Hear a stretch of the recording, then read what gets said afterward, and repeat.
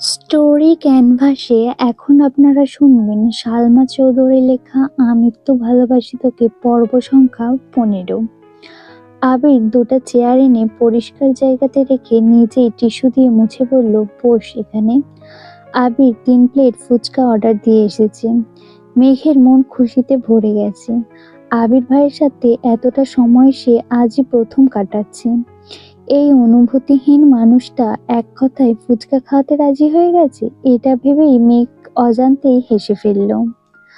আবির পাশের চেয়ারে বসতে বসতে চোয়াল শক্ত করে বলল, বেকুবের মতো হাসছিস কেন? আবিরের কথায় মেঘ কিছুটা ভ্যাবাচ্যাকা খেল। ভনিতা ছাড়াই জবাব দিল, এমনি। ততক্ষণে ফুচকা চলে এসেছে। 3 প্লেট ফুচকা দেখে মেঘ জিজ্ঞাসু দৃষ্টিতে তাকিয়ে বলে, এত ফুচকা কি আমাদের? আবির উদ্বেলিত ভঙ্গিতে বলে, শুধু তোর, এগুলো খাওয়ার পর মন চাইলে আরো নিতে পারিস। মেঘ আশ্চর্য নয়নে তাকিয়ে আছে। সহসা 2 অধরের মাঝে ফাঁকা হয়ে গেছে। মেঘের দিকে চেয়ে আবির কপাল গোটায়। বিরক্তি নিয়ে বলল, মুখটা বন্ধ করে খা। মেঘ প্রথম প্লেট হাতে নিয়ে চুপচাপ খাওয়া শুরু করলো। আবির বসে বসে ফোন চাপছে। মেঘ মেঘ আগাপাছা না ভেবেই 1 প্লেট ফুচকা কয়েক মুহূর্তেই নির্বাণ করে ফেলল। দ্বিতীয় প্লেট হাতে নিয়ে আবির ভাইয়ের দিকে তাকালো, তারপর সচেতন কণ্ঠে প্রশ্ন করলো, আবির ভাই, আপনি খাবেন না ফুচকা? আবির গুরুভার কণ্ঠে বলল, আমি এসব খাই না। মেঘ কোমল কণ্ঠে বলল, আজ একটু খেয়ে ফেলুন, অনেক সুস্বাদু। আবির ফোনের থেকে দৃষ্টি সরিয়ে মেঘের দিকে ক্ষুব্ধ চোখে তাকালো, দাঁত খিঁচে বলল, তুই খাচ্ছিস খা, আমি খাবো না। মেঘের প্রেমানুভূতি এতটাই তীব্র যে আবিরের তপ্ত স্বরের কথাগুলো কানেই যাচ্ছে না। হাস্যোজ্জ্বল মুখে আবির ভাইয়ের দিকে চেয়ে আহ্লাদি কণ্ঠে বলল, একটা খান না প্লিজ। আবির তীক্ষ্ণ দৃষ্টিতে চাইল। অকস্মাৎ অভিব্যক্তি বদলে গেল আবিরের। খড়খড়ে কণ্ঠে বলল, দে। মেঘ তৎক্ষণাৎ প্লেট বাড়ালো আবির ভাইয়ের দিকে। আবির ভ্রু কুঁচকে বিরক্তি নিয়ে বলল, একটা ফুচকার জন্য আমি হাত নষ্ট করতে পারবো না, তুই খাইয়ে দে। মেঘ চোখ বড় করে তাকালো, জিভ দিয়ে ঠোঁট ভেজালো। মেঘের ডাগর ডাগর চোখে তাকানো দেখে আবির নিজের দৃষ্টি সংযত করে ফোনের দিকে তাকালো। মেঘ ধীর হস্তে ফুচকায় টক দিয়ে আলতো হাতে আবির ভাইয়ের মুখের সামনে ধরতে আবির হাঁ করলো। মেঘও 2 আঙুলে কোনো রকমে ফুচকা মুখে দিয়ে হাত সরালো দূরে, যেন আবির ভাইয়ের ছোঁয়ায় কারেন্টের শক খেয়েছে। ফুচকা মুখে পুরতেই আবির ভ্রু কুঁচকে চোখ বন্ধ করলো। কোনো রকমে গিলল, দাঁত কিরকির করছে। দাঁতে দাঁত চেপে গম্ভীর কণ্ঠে বলল, উফ, কিভাবে খাস এত টক? মেঘ দাঁত বের করে হাসে, ঠাট্টা স্বরে বলল, এভাবেই। আবির দাঁতে দাঁত চেপে ধরে আছে, ক্ষুদ্র চোখে তাকিয়ে আছে অষ্টাদশীর পানে। কিছু বলতে চেয়েও বলছে না। হঠাৎ চোখ পড়ে দূরে। রাকিব দূর থেকে ফোন ধরে দাঁড়িয়ে আছে আর দাঁত কেলিয়ে হাসছে। আবির কপাল কুঁচকে তাকালো। মেঘের চেয়ারের পিছনে হাত নিয়ে 2 আঙুলের ইশারা দিল। সঙ্গে সঙ্গে ফোন পকেটে রেখে জায়গা ত্যাগ করলো রাকিব। মেঘ আপন মনে ফুচকা খাচ্ছে। 2 প্লেট শেষ ফুচকায় অতি সামান্য টক দিয়ে আবির ভাইয়ের দিকে বাড়ালো। আবির সঙ্গে সঙ্গে হুঙ্কার দিকে উঠল, আর খাবো না। মেঘ পল্লব ঝাপটে অধর নেড়ে বলল, একটা খাইতে নেই, এটাই শেষ প্লিজ। আবির আগের থেকেই ভ্রু গুটিয়ে চোখ বন্ধ করে হাঁ করলো। তবে এটাতে টক কম দেওয়ায় তেমন প্রভাব পড়েনি। কোনো রকমে খেয়ে নিল ফুচকাটা। একটু পানি খেয়ে মেঘের দিকে তাকিয়ে গম্ভীর কণ্ঠে শুধালো, একটা খেলে কি হয়? মেঘের ঠোঁটে ফুটে ওঠে রক্ত জবার ন্যায় হাসি। তৎক্ষণাৎ হাসি থামিয়ে বলল, একটা খেলে পানিতে পড়ে যেতেন। আবির বোকার মতো চেয়ে আছে মেঘের দিকে। কয়েক মুহূর্ত পর দীর্ঘশ্বাস ফেলে বিরক্তি নিয়ে বলল, কি? কোত্থেকে শুনিস এসব আজগুবি কথাবার্তা? মেঘ বিজ্ঞান ন্যায় মাথা দুলিয়ে বলল, আমার সোর্স আছে। মেঘ মাথা নুয়ে মুচকি হাসে। আবির মেঘের কথা শুনে কপাল কোটায়। কণ্ঠ দ্বিগুণ ভারী করে অকস্মাৎ বলে ওঠে, আমি পানিতে পড়লে তো তুই সবচেয়ে খুশি হতিস। মেঘের উদ্বেলিত মনোভাব কমে আসে। সিক্ত চোখে তাকায় আবিরের দিকে। আবিরের নীরের চোয়াল দেখেই মেঘ ততস্থ হয়ে সহসা চিবুক নামিয়ে মনে মনে বলে, আমি আপনাকে পানি পড়তে দিব না। আপনার কিছু হলে আমি কাকে নিয়ে স্বপ্ন দেখব? কে আমার স্বপ্নের রাজকুমার হবে? আবির চুপচাপ চেয়ার থেকে উঠে চলে যায়। মেঘ কিছুক্ষণ চিন্তা করার পর মুখ তুলে তাকায়। তাকিয়ে দেখে আবির ভাই নেই। পিছনে ঘুরে দেখলো আবির ভাই টাকা দিচ্ছেন। 1 মিনিটের মধ্যেই আবির এসে চেয়ারে হাতল ধরে দাঁড়িয়ে বলল, তোর খাওয়া শেষ হয়েছে? মেঘ মাথা নেড়ে হ্যাঁ বলল। আবির দুটো টিস্যু এগিয়ে দিল মেঘের দিকে। আবির খড়খড়ে কণ্ঠে বলল, চল তাহলে। মেঘ উঠে আবির ভাইয়ের পিছন পিছন হাঁটে। বাইকের কাছে গিয়ে আবির মেঘের দিকে একটা শপিং ব্যাগ এগিয়ে দেয়। মেঘ হাতে নিতে নিতে বলে, কি এখানে? মিমার আদির জন্য নিয়েছি, জবাব দিল আবির। মনের ভেতরে মুগ্ধতা মেঘের ঠোঁটের কোণে ভেসে উঠল। আবির ভাইকে সে কখনো বলতেই পারতো না মিমার আদির জন্য নেওয়ার জন্য। মেঘকে যে খাওয়াতে এনেছে এটাই অবাক কাণ্ড, আবার তাদের জন্যও নিচ্ছে। মেঘ বিড়বিড় করে বলল, বাহ আবির ভাই। আবির চোখ পাকিয়ে তাকালো। হালকা স্বরে ধমক উঠল, এই মেয়ে উঠবি? মেঘ সঙ্গে সঙ্গে আবিরের দিকে তাকায়। স্বাভাবিক হয়ে উঠে বসে বাইকের ব্যাক সিটে। বাসার সামনে নামিয়ে দিয়ে আবির চলে যায়। মেঘ খুশিতে গদগদ হয়ে মিমার আদির কাছে যায়। আবির মসজিদে মাগরিবের নামাজ পড়ে বাইক স্টার্ট দেয়। একেবারে এসে থামে বন্ধুদের আড্ডা মহলে।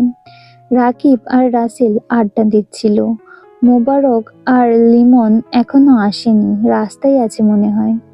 আবির বাইক থেকে নামতে নিলেই রাকিব দাঁত কেলিয়ে হাসতে হাসতে জড়িয়ে ধরতে যায় আবিরকে। আবির বাইক থেকে নেমে 2-3 ঘুষি বসিয়ে দেয় পেটে। ঘুষিগুলো এত জোরে না লাগলেও রাকিব কিছুটা নত হয়ে যায়। রাসেল বসা থেকে উঠে দাঁড়িয়ে আঁতকে উঠে বলে, কি হয়েছে তোদের? রাকিব কিছুটা স্বাভাবিক হয়ে বলে, উফ, এমনই কেউ মারে? আবির রাগান্বিত কণ্ঠে বলল, তোর যেমন মুখ বেশি চলে, আমার তেমনই হাত বেশি চলে। রাসেল পুনরায় শক্ত কণ্ঠে বলল, আরে হয়েছেটা কি বলবি আমায়? রাকিব হাসতে হাসতে জবাব দিল, আর বলিস না, আবিরকে বিকালা ফুচকার দোকানে দেখে আমি পুরাই টাসকি খাইছি। যেই আবির এত বছরে ফুচকার দোকানের আশেপাশে যায়নি, সে কেন ফুচকার দোকানে আসছে আমার জানতে হবে না? আমি দৌড়ে গেছি আবিরের কাছে। আবিরের পাশে মেঘকে দেখে আমি তো আরো অবাক। খুশি মনে ওদের আপ্যায়ন করার জন্য বলেই ফেলেছিলাম আমার পক্ষ থেকে ফুচকা খাওয়াবো। সেই ঝাল এখন মিটাচ্ছে। আবির গম্ভীর কণ্ঠে বলল, ও আমার কাছে জীবনে প্রথম ফুচকা খাওয়ার আবদার করেছে, তুই কেন খাওয়াবি? রাসেল সহসা বলে উঠল, ঠিকই তো, আবিরের ওকে তো আবিরই খাওয়াবে। রাকিব পুনরায় ঠাট্টার স্বরে বলল, এই জন্যই তো আমি বলছিলাম সারা জীবন তো আবিরই খাওয়াবে, এবার না হয় আমি খাওয়াই। রাসেল ভ্রু কুঁচকে তাকিয়ে বলল, তুই কি এই কথা ওদের সামনে বলে ফেলেছিলি? রাকিব আবার বলল, একটু বলছি না, মানে আমার কি দোষ?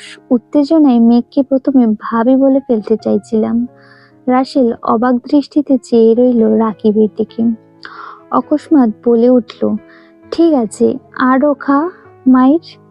রাকিব আবিরের দিকে তাকিয়ে নাক টেনে কিছুটা আবেগী কণ্ঠে বলল, মাফ করে দে ভাই, মুখ ফসকে আর কিছু বলবো না।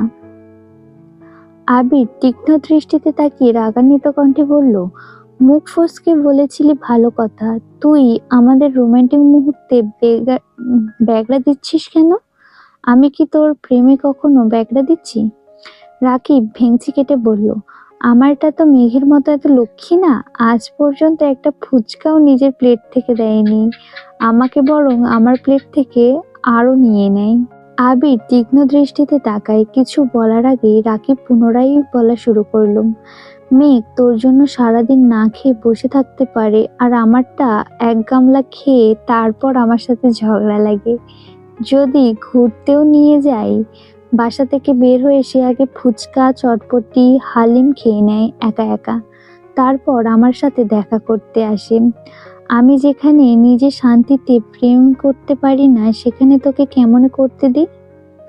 আবির কপাল গুটিয়ে ক্ষুব্ধ চোখে তাকিয়ে আছে। রাসেল সহসা বলে, রাকিব কি করছিস তুই? রাকিব আবারও হাসি শুরু করলো। এবার হাসির মাত্রা দ্বিগুণ বেড়ে গেছে। হাসতে হাসতে বললুম, রাসেলের তোকে তো একটা জিনিস দেখানোই হয়নি।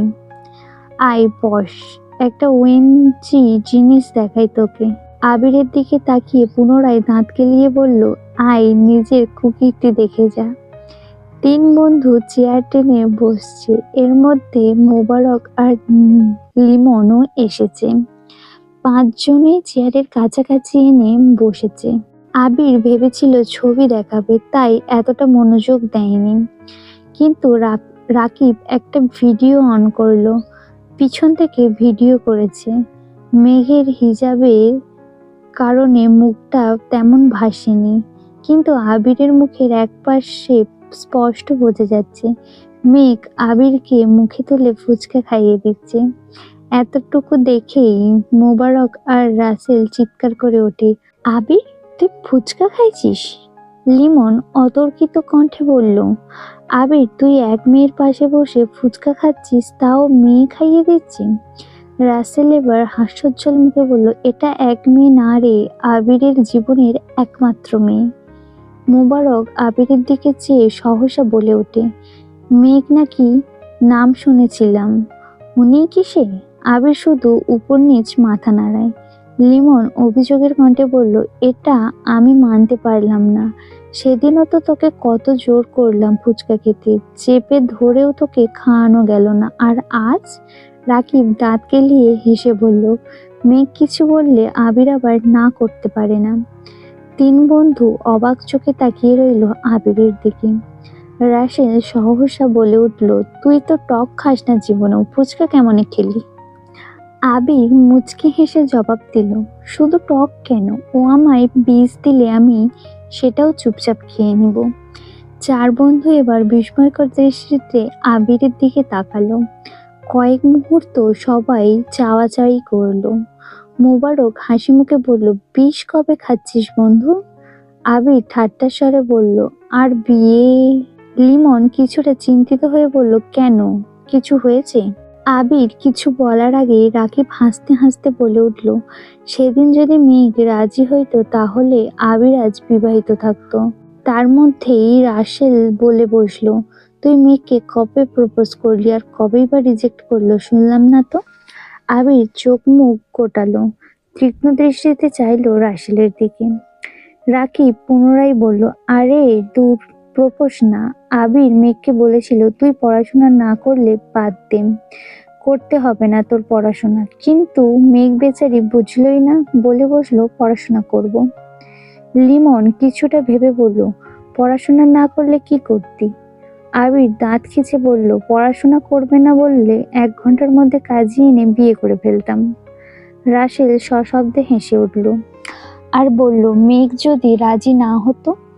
আবির রাগান্বিত কণ্ঠে জবাব দিল, জোর করে বিয়ে করলে রাজি কি আবার?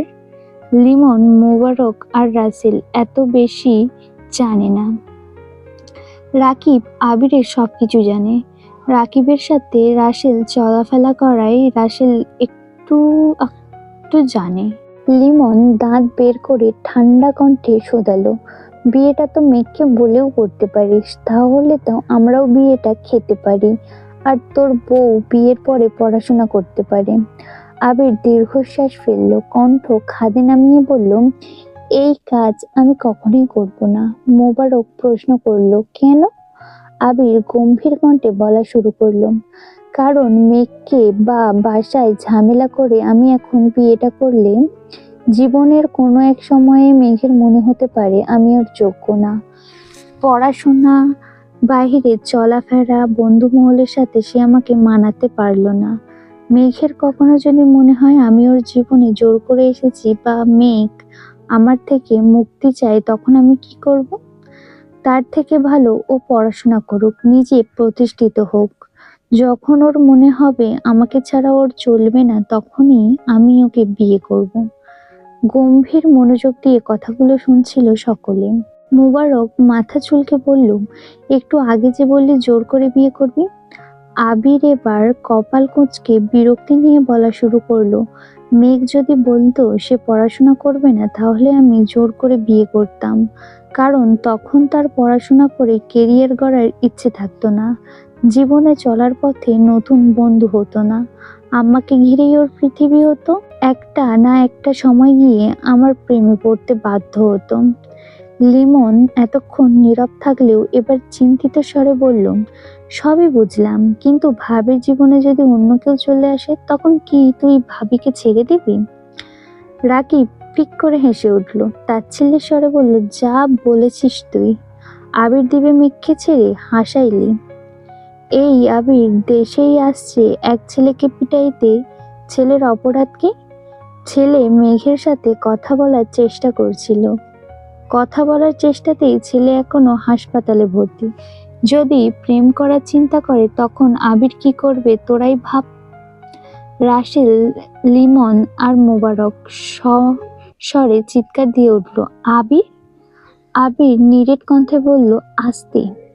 আবির পকেট থেকে ফোন বের করে টাইম দেখে বলল, নামাজের সময় হয়েছে, চল নামাজে যাই। সবাই নামাজ পড়ে বের হলো। রাকিব দাঁত কেলিয়ে বলল, শোন, আজ আবির আমাদের ট্রিট দিবে, কি খাবি বল তোরা? আবির বিরক্তি নিয়ে বলল, আমি কেন ট্রিট দেবো? আমি কি বিয়ে করছি নাকি?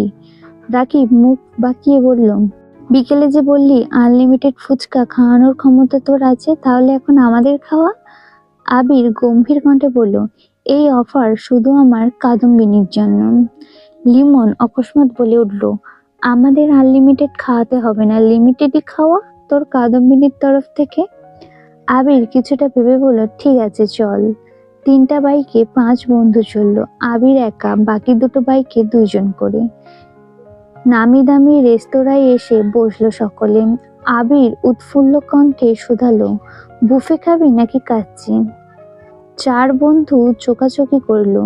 রাসেল মুচকি হেসে বলল, দেখলি লিমন মেঘের কথা বলতে বুফের অফার করছে, কি ভালোবাসে। মোবারক বসলো, তাহলে 2 দিন পর পর ভাবির কথা বলে খাবার খাওয়া যাবে। আবির কড়া কণ্ঠে জবাব দিল, এটাই আমার বিয়ের আগে আমাদের পক্ষ থেকে তোদের প্রথম এবং শেষ ট্রিট। এতদিন মেঘের কথা এত ডিটেলসে জানতি না, তাই ট্রিটের কথা ওঠেনি। আজ যেহেতু জানছিস তাই ট্রিট দিচ্ছি, আর কিছুই না। সবাই কাচ্চি আর বোরহানি নিল। আবির ফোন বের করে টাইম দেখে তাড়াতাড়ি খাওয়া শেষ করলো। বাকি 4 বন্ধু এখনো খাচ্ছে। আবির হাত ধুয়ে টিস্যু দিয়ে হাত মুছতে মুছতে বলল, তোরা কি আর কিছু খাবি? কেন, চলে যাবি নাকি? রাকিব বলল। আবির মুচকি এসে বলল, তোদের ভাবি আমার জন্য অপেক্ষা করছে। সবাই একসাথে বলে উঠল, আহ।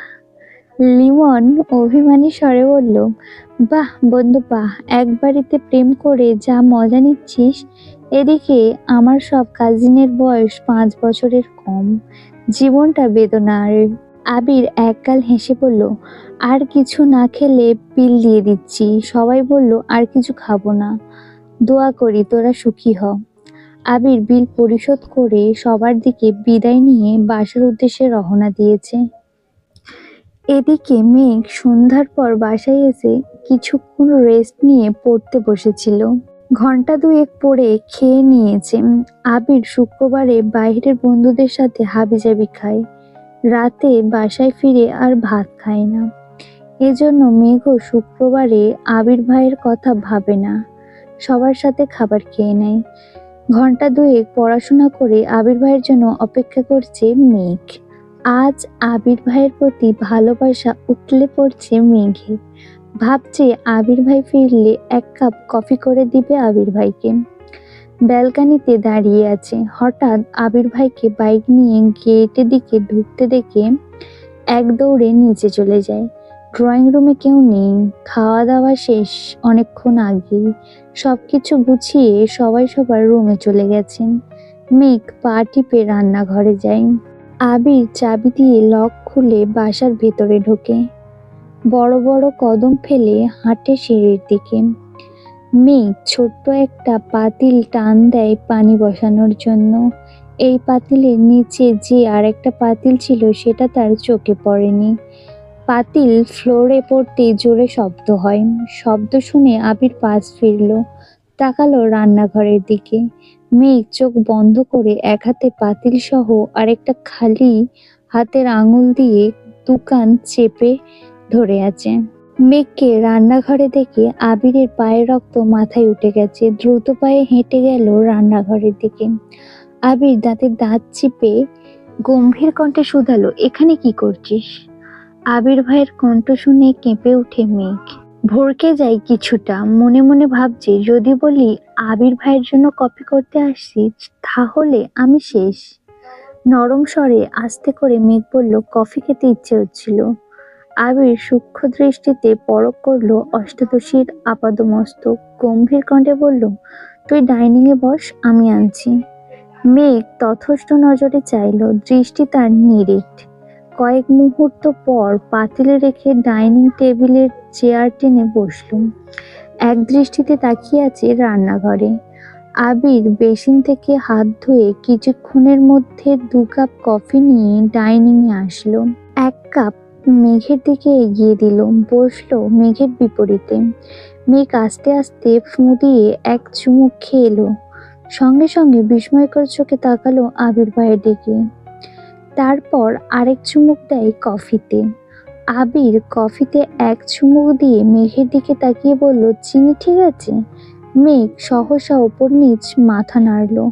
আবির ভ্রু নাচিয়ে শুধালো, তাহলে এভাবে তাকিয়ে আছিস কেন? মেঘ বিস্ময় কণ্ঠে বলল, আপনি এত ভালো কফি বানাতে পারেন, কিভাবে শিখেছেন? আবির নিরুদ্বেগ কণ্ঠে উত্তর দিল, বাহিরে থাকলে এরকম অনেক কিছুই শিখতে হয়, পরিস্থিতি শিখিয়ে দেয়। মেঘ কি বুঝলো কে জানে, একগাল হেসে বলল, থ্যাংক ইউ আবির ভাই। অকস্মাৎ আবিরের অভিব্যক্তি বদলে গেল, ভ্রু কুঁচকে ধমকের স্বরে বলে উঠল, বাড়িতে এতগুলো মানুষ আছে, সাথে একজন হেল্পিং হ্যান্ড থাকার পরেও তুই রান্নাঘরে ঢুকলি কোন সাহসে? আবির ভাইয়ের ধমকে চমকে উঠল মেঘ। অক্ষিপল্লব কাঁপছে, তীর তীর ঘামতে শুরু করেছে। ফ্যাল ফ্যাল করে তাকিয়ে আছে আবির ভাইয়ের দিকে। আবির দ্বিতীয়বার গম্ভীর কণ্ঠে বলল, দরকার হলে তোর জন্য আরো 2 জন হেল্পিং হ্যান্ড রাখবো, তারপরেও তোকে যেন আগামী 3 মাস রান্নাঘরে পা দিতে না দেখি। কথা শেষ হওয়া মাত্রই হাতে কফির কাপ নিয়ে নিজের রুমের দিকে চলে গেল। মেঘ মানব মূর্তির ন্যায় চেয়ারে বসেই রইল। উপন্যাসটি আপনাদের কাছে কেমন লাগছে সেটা কমেন্টের মাধ্যমে জানাতে ভুলবেন না। উপন্যাসটি যদি আপনাদের ভালো লেগে থাকে তাহলে আপনাদের বন্ধুদের সাথেও শেয়ার করবেন, সাবস্ক্রাইব করে পাশে থাকবেন। ধন্যবাদ।